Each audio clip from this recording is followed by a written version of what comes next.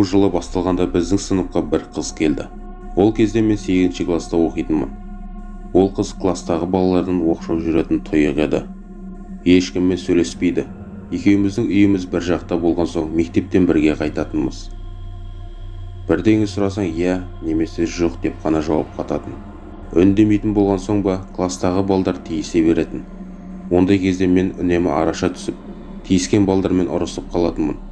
Сондықтан ба арадан бір шама уақыт өткенде ол менімен сөйлесе бастады. Айтуына қарағанда ол бұрын басқа қалада тұрған екен.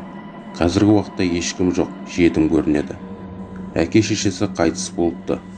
Ал жалғыз ағасы әке-шешесін өлтірді деп айыпталып өлім жазасына кесілген екен. Жалғыз қалған соң осында тұратын алыс туысы қолын алыпты. Уақыт өте Айжан екеуміз жақын құрбы болып кеттік. Құпияларымызды, сырларымызды айтып, ойымызды ортаға салып жүрдік. Бірден мен одан ағасы неліктен әке-шешесін өлтіргенін сұрадым. Айжанның айтуынша, таң ертең тұрғанда әке-шешесі өз төсектерінде қан жоса болып жатқан екен. Полицияны да өздері шақырған. Тексеру жүргізген полиция есік-терезенің бұзылмағанын, үйге сырттан ешкім кірмегенін айтыпты. Тексеру барысында ас бөлмеден сараптамаға алынған пышақтардың бірінен ағасының саусақ іздері табылыпты. Сонан ағасы тұтқындалады. Қорғаушы оның есі дұрыс емес деп аман алып қалмақ болады. Бірақ дәрігерлік сараптама есі дұрыс деген анықтама береді. Сот ағасын өлім жазасына кеседі. Өлім жазасы орындалғанда Айжан қатысқан көрінеді. Айтуынша адамды өлтіретін инъекция салар алдында ол ағасынан әке-шешемізді не үшін өлтірдің деп сұрапты. Бірақ ағасы бір ауыз тіл қатпастан тек оның көзіне тесіле қараған бойда көз жұмған екен. Сол жағдайдан кейін Айжан жынданып кете жаздапты.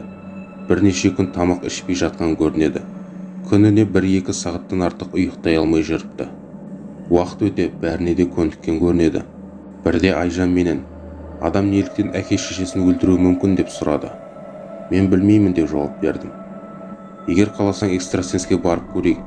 Ол өлген кісілердің әруағымен тілдеседі екен. Бәлкім сол бірдеңе айтар дедім. Айжан да келісті. Келесі күні сабақтан шыққан соң екеуміз экстрасенске бардық. Экстрасенс Айжанды өзіне қарсы тұрған орындыққа отырғызды да, бөлменің шамын сөндіріп, стол үстінде тұрған май шамды жақты. Сосын өзі стол басындағы креслоға жайғасып, көзін жұмып шалқалай отырды.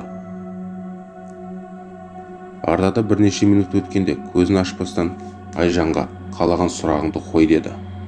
Ағам неліктен ақыл есінен адасты? Ол ақыл есінен адасқан жоқ. Оның ақыл есі дұрыс. Олай болса ол неге әке-шешемізді өлтірді?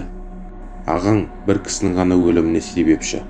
Сол кезден кейін Айжан бетін басып айғайлай жылап далаға шығып кетті. Мен Айжанның соңынан шықпақшы болып орнымнан тұрып едім.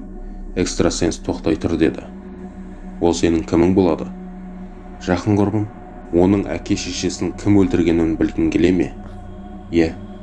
Ішіне жын кіріп, ол ағасын әкесін өлтіруге көндіріп, өзі анасын өлтірген. Ол өзінің бұл ісін қазір ғана түсінді. Сен одан сақ бол, деді экстрасенс.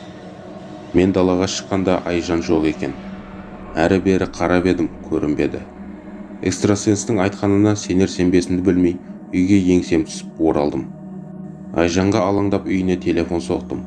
Ол үйінде екен, бірақ телефонға келмеді. Айжан ертеңінде мектепке де келмеді. Оның неліктен мектепке бармаған сұрайын деп кешке қарай үйіне телефон соқтым. Үйіндегілердің айтуынша Айжан таң ертең ерте тұрып, белгісіз бір жаққа кетіп қалған екен. Одан кейін Айжанды көргенім жоқ.